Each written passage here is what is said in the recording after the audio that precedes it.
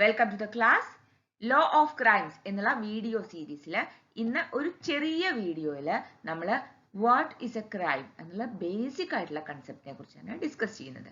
അപ്പോൾ ഈ സീരീസിൽ ഇതിനു മുമ്പ് സ്പെസിഫിക് ആയിട്ടുള്ള പല ഒഫൻസസിനെ പറ്റിയിട്ടും IPC ഒഫൻസിനെ പറ്റിയിട്ടും നമ്മൾ ഡിസ്കസ് ചെയ്തിട്ടുണ്ട്. CRPC പ്രൊവിഷൻസിനെ കുറിച്ചിട്ട് ഡിസ്കസ് ചെയ്തിട്ടുണ്ട്. ഓക്കെ, അപ്പോൾ അത് കാണണം എന്നുണ്ടെങ്കിൽ അതൊരു പ്ലേലിസ്റ്റ് ആണ്. ആ പ്ലേലിസ്റ്റിന്റെ ലിങ്ക് ഞാൻ ഡിസ്ക്രിപ്ഷൻ ബോക്സിൽ ഇടാം. അപ്പോൾ ഇന്ന് നമ്മൾ സിമ്പിൾ ആയിട്ട് ക്രൈം എന്താണ് എന്ന് മാത്രമാണ് ഡിസ്കസ് ചെയ്യുന്നത്. അപ്പൊ നമുക്ക് നോക്കാം. അപ്പോൾ ബേസിക്കലി ക്രിമിനൽ ലോ, ഇന്ത്യയിലെ ക്രിമിനൽ ലോയുടെ കോഡിഫൈഡ് ഫോം ആണ് ഇന്ത്യൻ പീനൽ കോഡ് എന്നെല്ലാവർക്കും അറിയാലോ. യെസ്, അപ്പോൾ ഇന്ത്യൻ പീനൽ കോഡ് അല്ലാതെയും ഇന്ത്യയിൽ ക്രൈമുമായിട്ട് ഡീൽ ചെയ്യുന്ന ഇന്ത്യൻ പീനൽ കോഡ് അല്ലാതെയും ക്രൈം എന്നുള്ള ആ ഒരു കൺസെപ്റ്റിനെ ഡീൽ ചെയ്യുന്ന ക്രിമിനൽ ലോയിലുള്ള പല ലെജിസ്ലേഷൻസും ഇന്ത്യയിലുണ്ട്.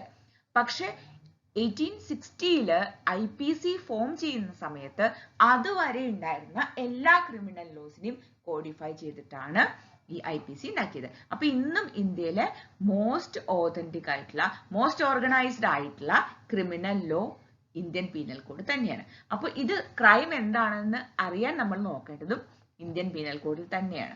പക്ഷെ അങ്ങനെ പറയുമ്പോൾ ഇന്ത്യൻ പീനൽ കോഡിൽ എന്നല്ല മറ്റൊരിടത്തും കൃത്യമായിട്ട് ഡിഫൈൻ ചെയ്തിട്ടില്ലാത്ത ഒരു വാക്കാണ് ക്രൈം എന്നത് നമുക്ക് അത്ഭുതമായിട്ട് തോന്നും അല്ലേ. നമ്മൾ എല്ലാ ലീഗൽ സിസ്റ്റത്തിന്റെ ഭാഗമായിട്ടുള്ള എല്ലാ ഡോക്യുമെന്റ്സിലും ധാരാളം ഉപയോഗിക്കുന്ന ഒരു വാക്കാണ് ക്രൈം എന്നത്.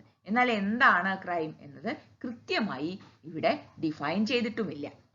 അപ്പോൾ ഈ ഇന്ത്യൻ പീനൽ കോഡില് പണിഷബിൾ ആണ് എന്ന് പറയുന്നതൊക്കെ വയലേഷൻ ഓഫ് ക്രിമിനൽ കോഡ് ആണ്. അതായത് ഈ നിയമത്തിൽ പറയുന്ന പ്രൊവിഷൻസിനെ വയലേറ്റ് ചെയ്യുന്ന ഏത് ആക്ഷനും ഒരു ക്രൈമാണ് എന്ന്.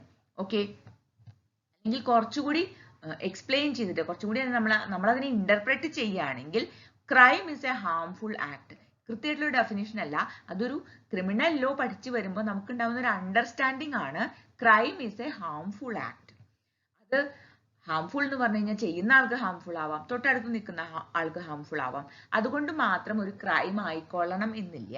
എപ്പോഴും ഹാംഫുൾ ആക്ട് ആവുകയും അത് ഹാംഫുൾ ആവുന്നത് ഒന്നോ രണ്ടോ ആളുകൾക്കല്ല, മറിച്ച് ഒരു ലാർജർ കമ്മ്യൂണിറ്റിക്ക് കൂടി ഹാംഫുൾ ആവുന്ന ആക്ഷൻസിനെയാണ് പൊതുവെ ക്രൈം എന്ന് നമ്മൾ മനസ്സിലാക്കുന്നതും ആ രീതിയിൽ നമ്മൾ അതിനെ ട്രീറ്റ് ചെയ്യുന്നതും. അപ്പോൾ മൊത്തത്തിൽ ക്രിമിനൽ ലോ ക്രൈമായി കൺസിഡർ ചെയ്യുന്നത് ഒരു സമൂഹത്തിന് മൊത്തത്തിൽ പബ്ലിക്കിന് മുഴുവനായിട്ടും ഉപദ്രവം ഉണ്ടാക്കുന്ന ആക്ഷൻസിനെ ആണ് എന്ന് വേണം നമുക്ക് മനസ്സിലാക്കാൻ. ഓക്കെ, അപ്പോ ഇതല്ലാതെ ക്രൈം എന്നല്ലാതെ പിന്നെ ഇന്ത്യൻ പീനൽ കോഡിൽ ഉപയോഗിക്കുന്ന ഒരു വാക്ക് ഒഫൻസ് എന്നാണ്, അല്ലെങ്കിൽ പണിഷബിൾ ആക്ഷൻ എന്നാണ്. അതായത് കുറ്റകരമായ ഒരു പ്രവൃത്തി, ഒരു തെറ്റ്, ഇതൊക്കെ ക്രൈമാണ്. അപ്പൊ ഇന്ത്യൻ പീനൽ കോഡ് പ്രകാരം ഒഫൻസ് ആണെങ്കിൽ അതൊരു ക്രൈമാണ്, പണിഷബിൾ ആക്ഷൻ ആണെങ്കിലും അതൊരു ക്രൈമാണ്. ഓക്കെ, അപ്പോ ക്രൈം കൃത്യമായിട്ട് ഡിഫൈൻ ചെയ്തിട്ടില്ലെങ്കിൽ പോലും ക്രൈം എന്താണെന്ന് മനസ്സിലാക്കാൻ ആവശ്യമായ എല്ലാ സൂചനകളും ഇന്ത്യൻ പീനൽ കോഡിൽ ഉണ്ട് എന്നാണ് നമ്മൾ മനസ്സിലാക്കേണ്ടത്. അപ്പോൾ തെറ്റായിട്ടുള്ള ഒരു ആക്ഷൻ ഒരു ലാർജർ കമ്മ്യൂണിറ്റിക്ക് മുഴുവൻ ഉപദ്രവമാകുമെങ്കിൽ അത് ഒരു ക്രൈമാണ് ഇന്ത്യൻ പീനൽ കോഡ് പ്രകാരം. ഏത് ആക്ഷനും ഇന്ത്യൻ പീനൽ കോഡിൽ പറയുന്ന പ്രൊവിഷൻസിനെതിരെ നടത്തുന്ന ഏത് പ്രവൃത്തിയും ഒരു ക്രൈമാണ്. ഇന്ത്യൻ പീനൽ കോഡ് പ്രകാരം പണിഷബിൾ ആയിട്ടുള്ള എല്ലാ ആക്ഷൻസും ക്രൈമാണ്.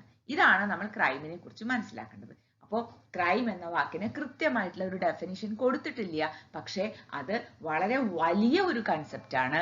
ഇത്തരത്തിലുള്ള സമൂഹത്തിന് ഉപദ്രവമാകുന്ന എല്ലാ തരത്തിലുള്ള ആക്ഷൻസിനെയും ഇൻക്ലൂഡ് ചെയ്യാവുന്നത്ര വലിയ ഒരു കൺസെപ്റ്റാണ് ക്രൈം എന്നത്.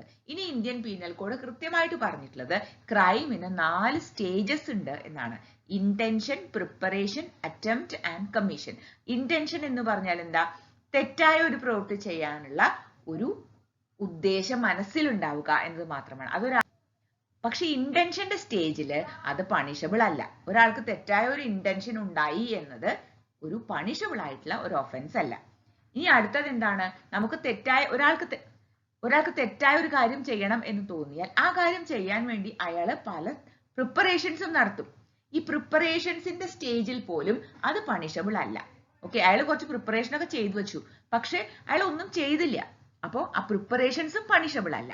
മറിച്ച് അയാൾ അറ്റംപ്റ്റ് ചെയ്തു, ഒരാളെ കൊല്ലാൻ വേണ്ടി ഒരു ശ്രമം നടത്തിയാൽ ആ ശ്രമം പണിഷബിൾ ആണ്, അയാൾ മരിച്ചാലും ഇല്ലെങ്കിലും. നാലാമത്തെ സ്റ്റേജ് ആണ് കമ്മീഷൻ, അതായത് ശരിക്കും അയാൾ ആ പ്രവൃത്തി ചെയ്യുകയാണ്.